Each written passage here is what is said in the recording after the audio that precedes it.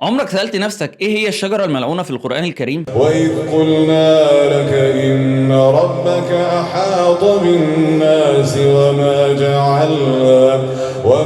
جعلنا الرؤيا التي أريناك إلا فتنة للناس والشجرة الملعونة في القرآن ونخوفهم فما يزيدهم إلا طغيانا كبيرا.